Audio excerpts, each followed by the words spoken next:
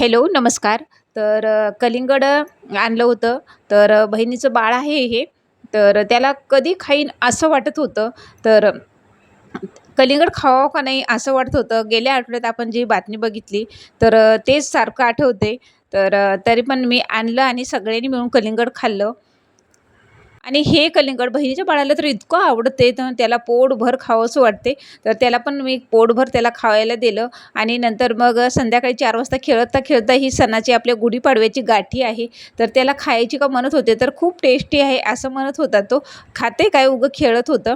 नंतर 5 वाजता मी त्याला पॉपकॉर्न करून दिलेले आहेत. खेळत-मिळत असं त्यांनी पॉपकॉर्न संपवलेले आहेत. आणि ते एकटं खेळत नाही, मला पण त्याच्यासोबत खेळायला लावते. आम्ही दोघं मस्त बॉल-बॉल असं खेळत होते.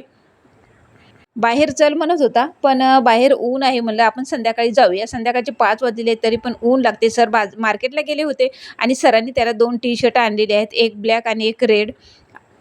चला तर मग व्हिडिओ इथंच एंड करते.